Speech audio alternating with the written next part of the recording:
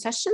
It's a great pleasure to introduce Richard Samworth, who is one of the few speakers here who is neither a student or a postdoc of Peter Beckel, but has become a good friend over the years and shares many of the same research interests as many people in this room. And today he'll talk about optimal non-parametric testing of missing completely at random. Okay, thank you very much, Lisa. Thank you to all the organizers actually for putting together such a fantastic program. It's really such a pleasure to be able to travel again and see people in person. I've really enjoyed the week. Okay, so I'm going to speak about some very recent work. It's sort of hot off the press. It's quite a new topic for me, and it's one that I think I've had a lot of fun working on. It's all joint work with fantastic former PhD student and postdoc of mine, Tom Berrett. Tom spent a year in France, and he's now an assistant professor at the University of Warwick. Okay, so let's start with why should we care about missing data these days? After all, Fisher didn't, right? So, cheers, Ronald. You know, that's very helpful. But you know, now we're in the big data era, as the title of this workshop says. Surely it shouldn't matter too much if some of our data is missing, right? So I want to try to give a very toy example to explain why I think actually missing data is even more important these days than it ever has been. So let's just imagine a very simple situation where you've got an n by d data matrix, and you want to do the most basic thing, the simplest thing you could possibly do with missing data, which is where you just ignore, you remove any cases where you've got any missingness. Okay, complete case analysis. And we're going to observe every entry of this data matrix independently with probability 99%. So high probability of observing every entry. And so if you're in a kind of 20th century situation where you've just got 5 variables, this isn't too bad because you get to keep 95% of your observations roughly. Okay. But actually, as soon as you get up to only 300 variables, then of course you're going to keep many fewer of your observations, in fact only around 5%. That's disastrous. So all of a sudden we really have to think about what we're going to do about our missing data. Okay. In fact, I think I'd like to argue that missingness, in my experience of applied work, is really represents one of the most important gaps between theory and practice. The sort of the people who come along to me with data and the sort of models that we study in hypothesize in theoretical work. I think we typically don't think about missingness when we do this, and yet it's something that practitioners have to deal with all the time. And it's sort of even worse than other forms of model misspecification in a certain sense. It can give unreliable conclusions, but actually often you just can't run your algorithm until you've worked out what you're going to do about the missing data. Okay, so it's completely inapplicable. And of course, what you need to understand about missing data is the missingness mechanism. So here was a cartoon that I liked to explain the different sorts of missingness mechanisms that you can have. So we're talking about dogs eating homework, and the simplest situation is that a dog eats a homework completely at random. It doesn't know whether the person is a student, doesn't know how good the homework is. That's a kind of ideal situation. The next situation is where the probability that the dog eats your homework apparently depends on whether you're a student or not. Okay, so that's actually not too bad in practice. I mean, you could report, if you were interested in the kind of average score on this homework, you could report the average score for the students and the average score for the non-students, and that wouldn't be too much of a problem. But the really problematic situation is where the dogs eat bad homework, right? Then you're going to get very biased estimates if you try to estimate the standard of your students based on this. Okay, this is not my cartoon. We're not going to be thinking about missing at random in this talk. We're really thinking about missing completely at random. And if this situation holds, life is definitely much easier. And there has been quite a lot of work in recent years studying a lot of contemporary statistical problems under an MCAR hypothesis. Various people in this room have been involved in some of that work, and I've also done a few things in this direction. Good. Okay, so here's the setting we're going to think about. We've got data that takes values in a product space. I'll call that d-dimensional product space curly X. And I've got a vector that I think of as a revelation vector. It's a binary vector. And it just tells me whether the corresponding component of X is observed or not. So I don't get to see the X. I get to see this, this vector X circ omega, as I write it here. That takes values in this augmented product space where the star is a possible value for each component, and the star just means you don't observe that component. Okay, so and the omega, the revelation vector, is telling me whether I observe the component or don't observe that component. So we're going to imagine a situation where we observe independent copies of this random vector. We don't get to see the X individually. We only get to see it's this kind of let me call it a Hadamard product with omega. And the MCAR null hypothesis is that the X and the omega are independent. So I want to think of this as an independence test, but it's an independence test where I don't get to observe the X's, or not all of the X's anyway. Okay, so I'm going to have a little bit of notation. This blackboard bold S is the set of possible observation patterns, the things that I can observe simultaneously with positive probability. And then PS is going to denote the distribution of this S subset of my variables, conditional on those being the ones that I actually saw.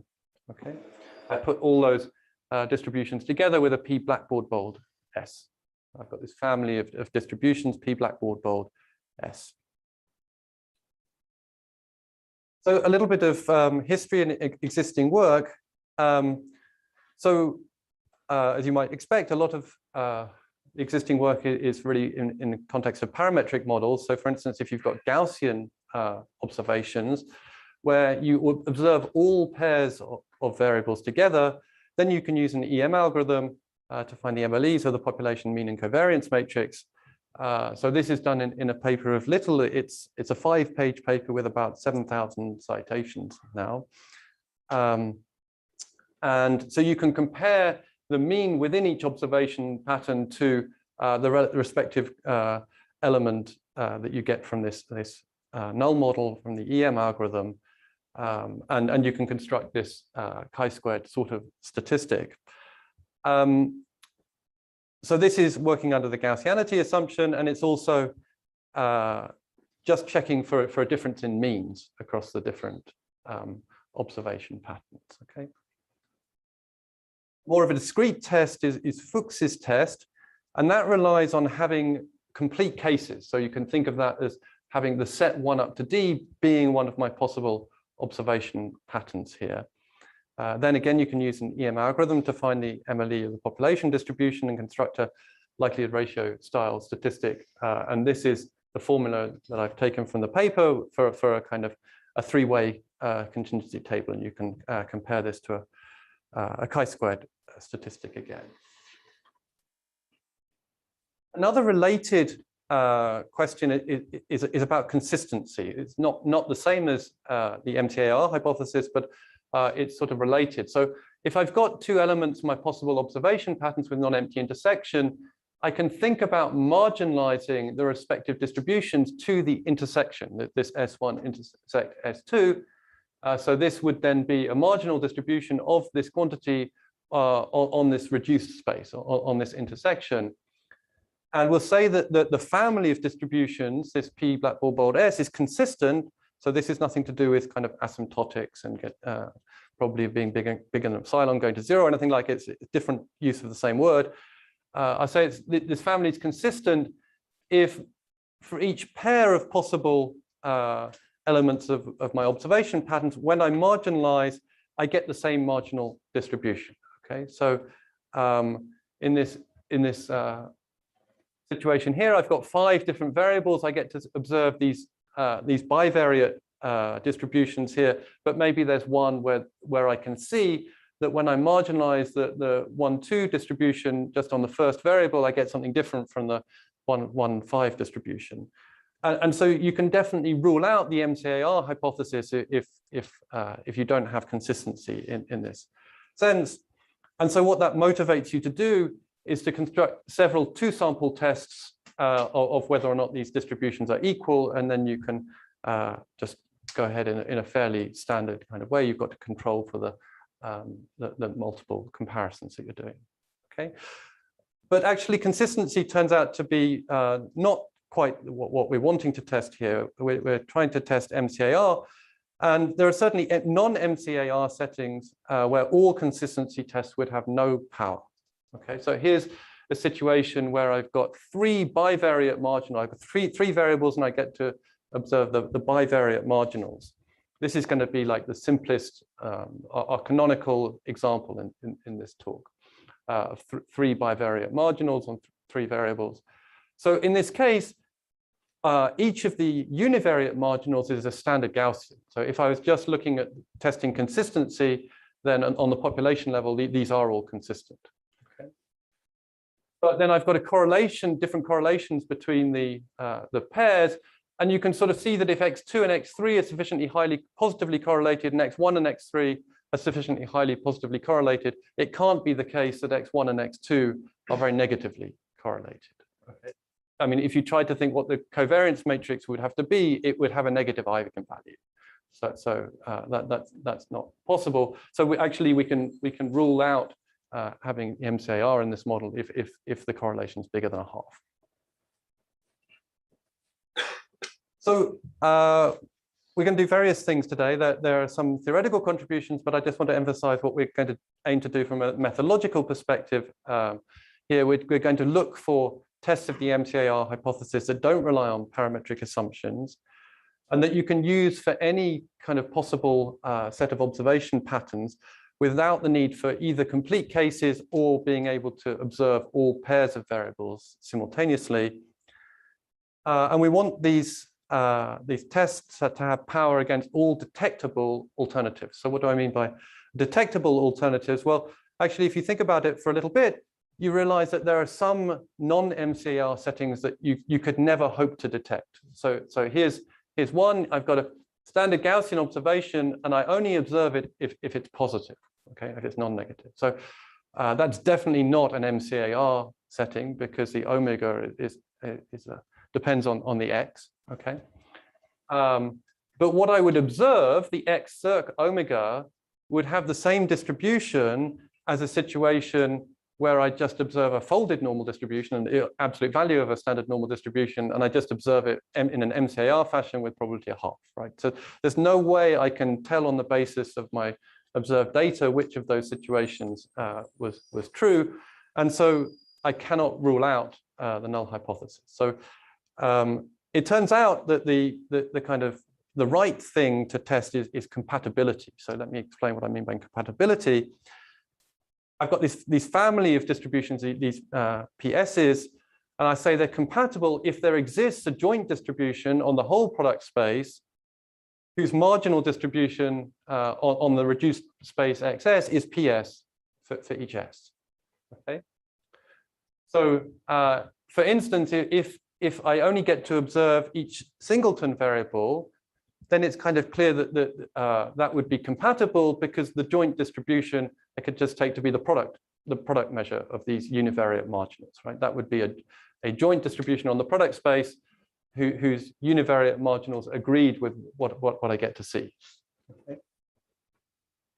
If I get complete cases, then compatibility is equivalent to consistency, and in fact, even slightly more generally, if this family is decomposable in the terminology of Lauritsen and Spiegelhalter, then compatibility is the same as consistency. But for instance, in this simple example of 3 bivariate marginals, we've seen already with the Gaussian example, that consistency is not sufficient for compatibility. Okay, so curly PS0 is going to denote the set of compatible families of distributions that I can have here. Right, so if we're under the null hypothesis, so my x and my omega are independent, then the distribution of xs is unaffected by whether I condition on the omega, because the x and the omega are independent. And that was what I called PS. Okay, so xs has got distribution PS for each s, and that means that the distribution of x is compatible. Conversely, if I'm compatible, then I know that I can find a joint distribution on the whole product space, for which marginalizes in the correct way. And if I choose an x tilde that's independent of the x and the omega having this distribution, then what I would actually see would have the same distribution as my data. Okay. So in other words, and of course, the x and the omega are independent, so they satisfy, the x tilde and the omega are independent, so they satisfy the null hypothesis. So I can't rule out MCAR if I start with a compatible distribution. So here's the picture. Then I've got this null hypothesis I want to test of MCAR, but then I've got all the compatible alternatives and they're undetectable. Okay, so the best I can hope to do is to test compatibility. And then one question is, well, if I'm incompatible, then can I detect that the MCAR hypothesis doesn't hold? Okay, so that's a question we're going to try and answer now. Any questions so far? Okay, I want to very slightly change my model. Instead of having independent pairs, I'm in a sort of analogous to the distinction between classification problems and discriminant analysis. I'm going to have fixed sample size from each of my observation patterns now. So for different S's, I get to see NS observations, all independent observations. Okay, so now I can think of these PSs as marginal distributions, and I've got potentially different sample sizes for the different observation patterns. And now we're going to think about testing compatibility. So it turns out that this is something that gets thought about in quite a wide variety of different areas. And one of them is quantum contextuality. So, measurements, so this is the idea that measurements of quantum observables cannot simply be thought of as revealing pre-existing values. So in fact, any attempt to do so with a kind of hidden state variables would lead you to a situation where your observed values depended on what other observables you measure at the same time. This is a sort of quantum phenomenon. So contextuality is a kind of buzzword in the quantum area. And so this guy, Samson Abramsky, who's a computer scientist at Oxford, has kind of appreciated that contextuality arises when you can have observations, empirical data that are locally consistent but not globally consistent. So the analogy is with this sort of echet type of print, where locally everything looks fine until you realize that these kind of these paving slabs are all going downwards, and yet the water's falling in this direction. So on the global level, things aren't consistent here. Lots of different areas where these sorts of questions arise. Okay, so the starting point for our work is really going to be a characterization of Kellero's null characterization from 1984 that says precisely that gives a necessary and sufficient condition for compatibility. So I'm going to write G blackball bold S for a set of sequences of functions. Each individual function is a function on the set of values that might for the S observations. They're bounded below by -1, can be don't have a kind of fixed upper limit, although I could actually take it to be the cardinality of blackball bold S -1. I want to think of them as bounded and upper semi-continuous.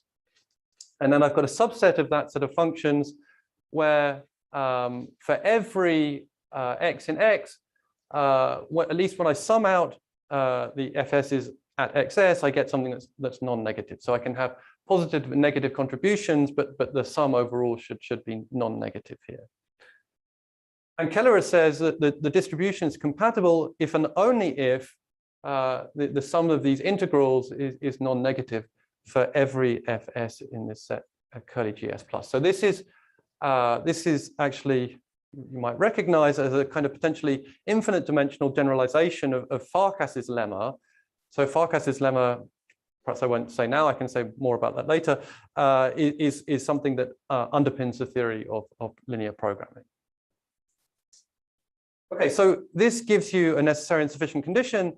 And one of the kind of key contributions, I think, of what Tom and I did is to try to quantify, to come up with a quantification or a measure of incompatibility via an incompatibility index. So this, instead of just having a binary, are you compatible or not, this is measuring how incompatible you are. And what we do is we take something like the objective function from this guy here, and we just multiply it by -1 over the cardinality of blackboard bold S, and we take this supremum over GS plus, and that's going to be our measure of incompatibility. So why does this make sense?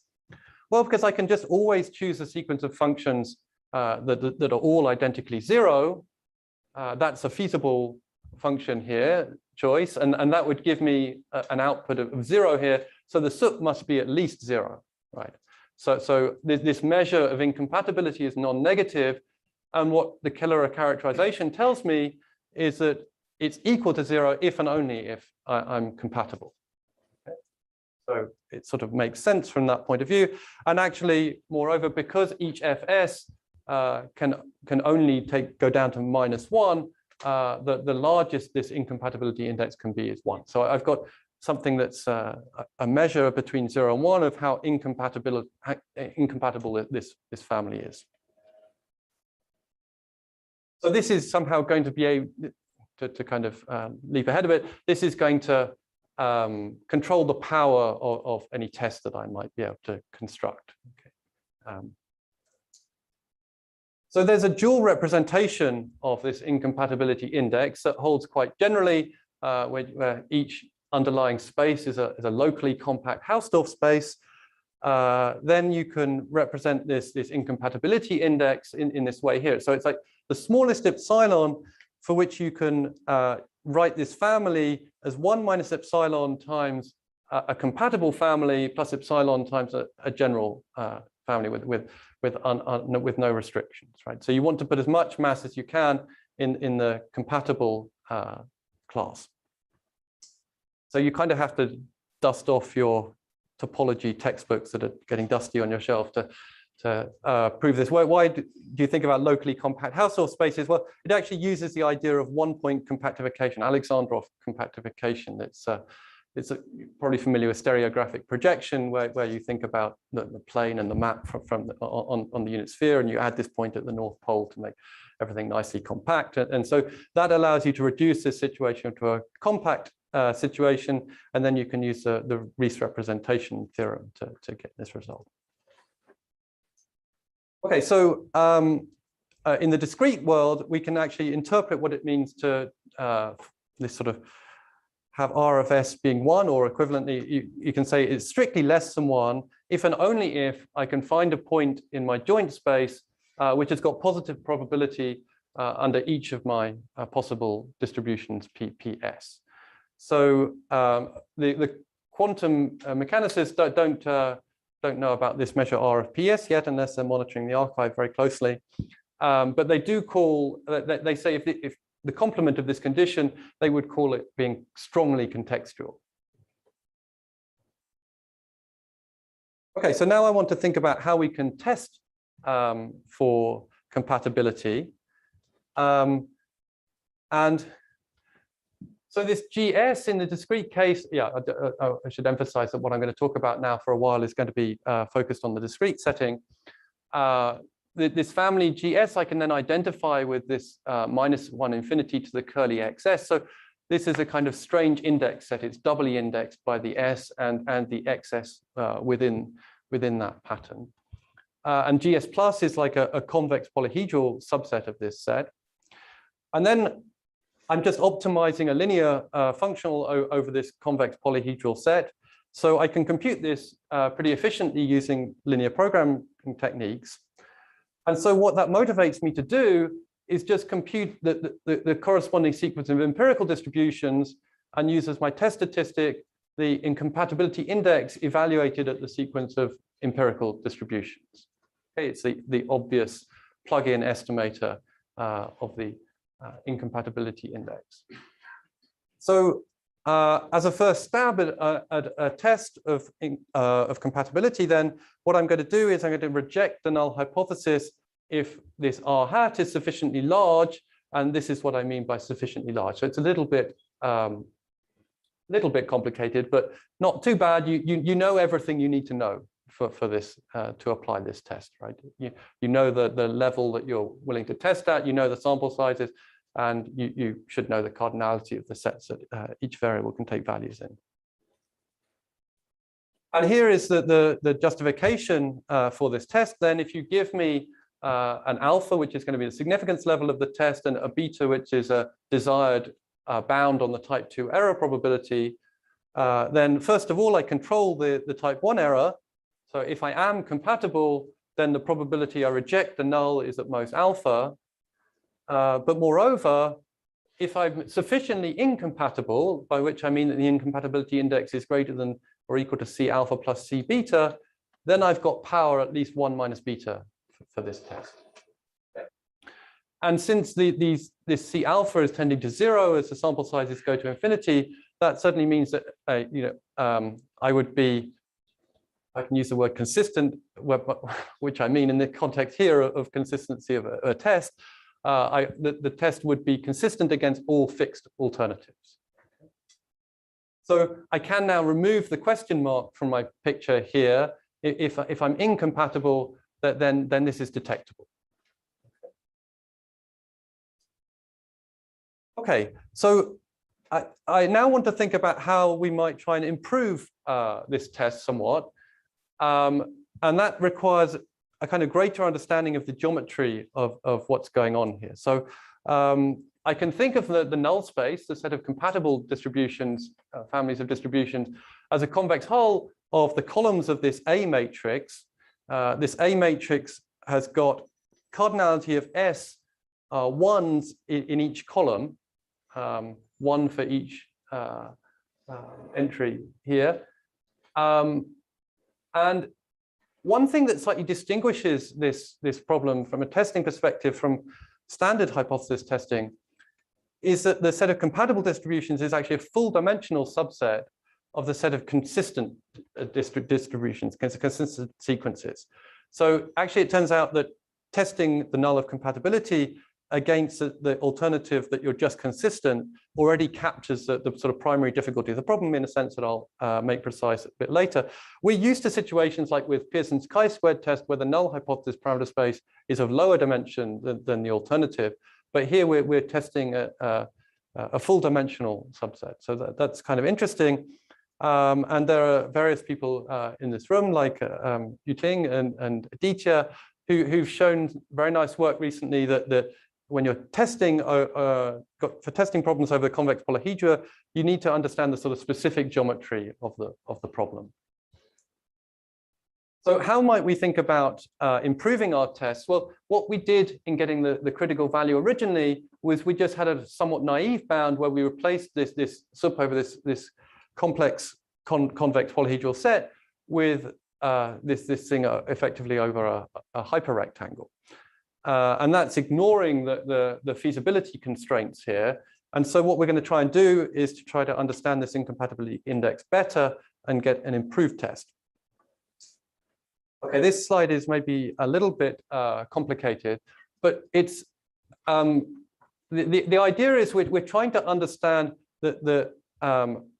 how many, what does this convex polyhedral set look like? How many facets are there? And it turns out that you can realize this incompatibility index not just as a supremum, but as over a maximum over a certain number of these functions FSLs. And the number is driven by the number of what I call essential facets of this Minkowski sum of a marginal cone and a consistent ball. Okay, that's how life is. But essentially, the upshot is that this capital F number is driving the complexity of the problem and the kind of separation that you would need in order to be able to test incompatibility. So the proposition says that certainly for consistent sequences, you can realize the R of PS in this way. And more generally, you've got this expression of it as the same thing as you had before, but then with this quantity added on, where this is measuring in a total variation sense how far from consistency you are. So you can think of having a general family here, which you're projecting onto the set of consistent sequences via this sort of total variation distance, and then you're thinking about how far you are with this capital F here. Okay, so that motivates us to get an improved critical value, and we've got a very similar proposition to what we had before. With this improved critical value, then you can you have the same type 1 error guarantee and a similar sort of power guarantee that there's a constant such that whenever you're separated in this sense, you've got power at least 1 minus beta. Well, I'm not actually guaranteed originally that I do better with this new critical value, although sort of morally that's how I'm thinking of it. But you can definitely guarantee you're going to do better if you take the minimum of the critical values, and both the guarantees then hold. So you've got the type 1 error control and you've got the power guarantees. So let's have an example in our kind of canonical important example setting, a discrete case, but where we've got an R by S by 2 contingency table. Then you can write down an explicit expression for the R of PS. This is pretty difficult to write down. I should not to write down, but to prove. I guess. Actually, typing it's not so difficult. And then you can say exactly what this Minkowski sum is. And because this Minkowski sum you're writing as a maximum over all subsets A of 1 up to R and all subsets B 1 up to S. You don't have to worry about the empty set. You don't have to worry about the full set. So that tells you that you can take this number of this critical number capital F to be 2 to the R minus 2 times 2 to the S minus 2 in this example. So the original test, the kind of level at which you've got non-trivial power involves the product of R and S here, whereas the improved test reduces that to the sum of R and S. Okay, so that's the sort of improvement that you might get by doing this more involved analysis. Okay, a very quick word about the proof here. If you want to get a lower bound on the R of PS, you get inequalities going in both directions to obtain this. To get a lower bound, you can just think about the primal problem, and you've just got to, for each subset A of 1 up to R, each subset B of 1 up to S, you've got to choose a good sequence of FS's. For the upper bound, you use the dual formulation that I showed, and you can actually relate this computation to a maximal 2 commodity flow. So this is where you're taking 2 commodities, K is 1 and K is 2, from S1 and S2 to these sinks T1 and T2, and these kind of constraints govern the capacity of what you can push along each of these arrows. It turns out that there's no analog of the max flow min cut theorem for 2 commodity flows, so you have to work quite hard to show that this is the upper bound, but that's the way we do it. Okay, so if we think about this in a minimax testing framework, so if I want to have non-trivial power in a uniform sense, and I'm going to need to separate myself from the null hypothesis appropriately. So this curly PS of rho just gives me this elbow room, this rho distance from the null. And the minimax separation rate risk at separation rho, that's the sum of the worst case type 1 error and the worst case type 2 error, and you take the infimum over all possible tests. Yeah. And the minimax testing radius is the smallest rho that gets this minimax risk below a half. Okay, so I can now augment my my picture here, where this row is showing me the elbow room that I've got, and the question is, how small can I make this row and still have this non-trivial power?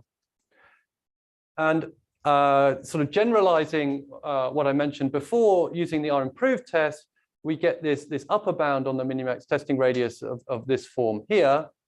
And then we can prove a corresponding or almost matching minimax lower bound, which has just got these additional log factors on the bottom. So it's kind of, it's minimax optimal in the R, the S, and all the sample sizes up to the log factors. Yeah. Okay, so that's the benefit of the improved test here. So what's quite interesting is each time you want to construct a minimax lower bound, you've got to think about constructing a finite subset of your sets. And the way we do that gives things that are all consistent. So we'd actually have the same lower bound if we wanted to just test against consistent alternatives here. Okay, right. Not too far off. Okay, so in more complicated situations, the analytic expressions for the RFPS can get pretty difficult and pretty quickly. I mean, that was just with cardinality of S is 3. So we can often reduce it to simpler problems.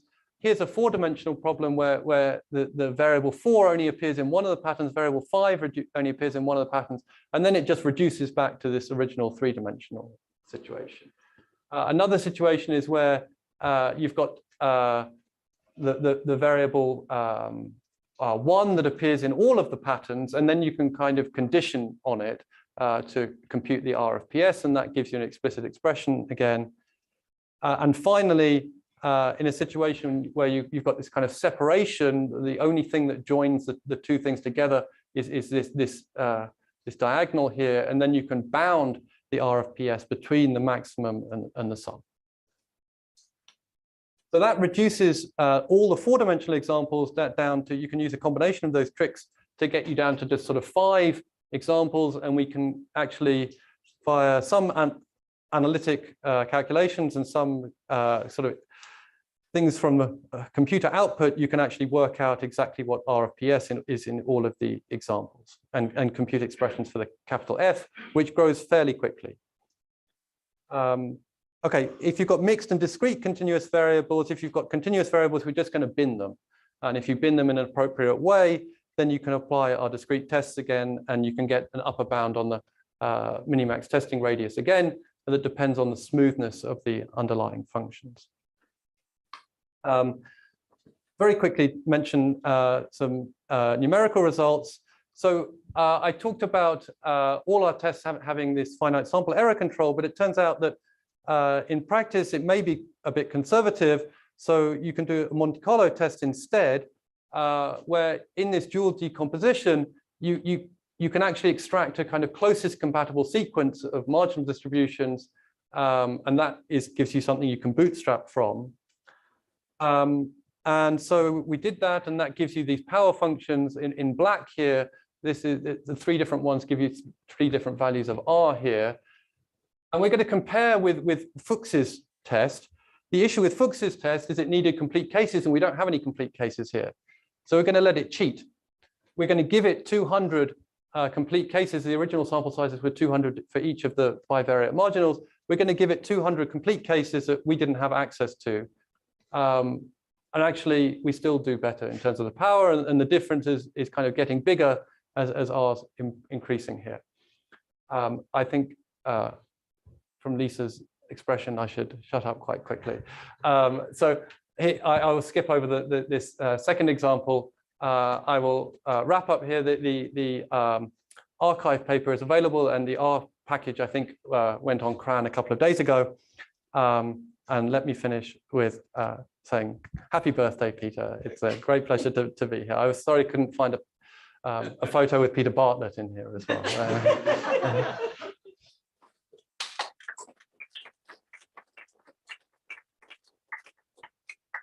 One question.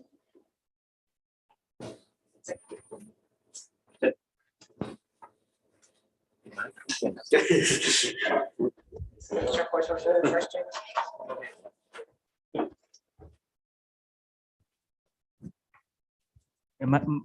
question is quick. First, really great work. And my question is, in practice, those NS, the sample size of all the combinations are actually random variables. Would that affect any of the theoretical results? So actually, in our lower bound, we worked via a kind of Poisson model there was a sort of Poissonization trick where you do think of random sample sizes. We haven't done the theory in that setting, but I usually, I mean, if the sample sizes are independent of the data, my guess is it shouldn't make too much of a difference. Yeah. Yeah, at least they should hold conditionally, right? Right. Okay, thank you.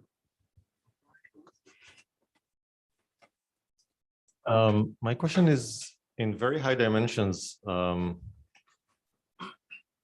you give like a lower bound on how many observed entries I need to observe to begin with to be able to do something, or?